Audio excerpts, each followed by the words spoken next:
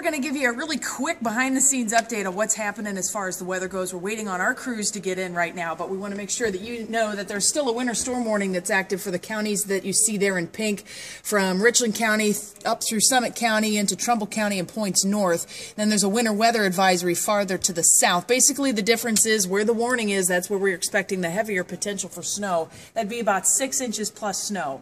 That's not set in stone. We do have some issues that are happening, and most of those issues have to deal with where we're getting some mix that's coming in, and that mix can really complicate the total amount of snow that's falling. The radar interprets all of this as to how things are falling, and sometimes it does a great job, other times it's not so great, so you'll see it flipping around quite a bit. But we'll get up in here into the downtown Cleveland area and our metro areas. The darker the purple, the heavier the snow, and that's what we have coming down across a good part of the area. There's a look at ODOT cam in Strongsville. Low visibilities, but the road surfaces on my way in were wet and slushy, but overall not too bad. We have temperatures that are hovering right around freezing, and that means the road salt has a really good chance to get a hold and get to work. This is Euclid. This is I-90 at State Route 2. Again, low visibility, but the road surfaces are wet and slushy. Farther to the south, this is where we've been having some mixing lately, and as I put this into motion, you can see how all these funky colors come in and kind of disappear. Again, that's the radar trying to interpret what type of precipitation is falling.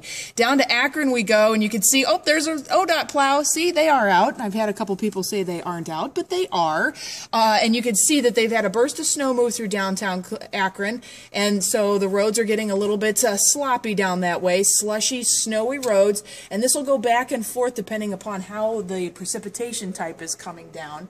Canton, it's just wet. I think there's even been sleet reported down this way, so we're just not expecting a lot of snow accumulation in the Canton area, but we could be dealing with the possibility of sleet and some rain mixing in there. Farther south, we're getting a bit of a break now into Holmes County, Tuscarawas County. This is just basically going to kind of fill in here south of US 30, so not anticipating any major issues down this way. Most of this will fall as rain until temperatures start to crash as we go through the night tonight. I'm going to take you through. This is what's known as our future view of the HRRR forecast, and I know that sounds weird, but it's one of our forecast models. And if I hopefully can step you through this a little bit, what I want you to notice is this dark blue line. That's the transition zone, and that's going to pivot as we go through the night tonight. And you can see there's that pink. That's the transition, but the lakeshore areas stay snow while we get all that mixing taking place farther south. And look at the temperature difference there too. That's a huge part of this. Now we're going to go to the more traditional future view that you usually see, and you can see how we get that transition zone that's taking place south of Cleveland, but it's all snow closer to the lakeshore. Later tonight then, we'll find a big surge of warm air coming in aloft, and that could come as far north as the Turnpike, but if you'll notice, the immediate lakeshore area is still dealing with primarily snow, and that's before the temperature crash. Tomorrow going to be a very cold day. Temperatures are going to be crashing.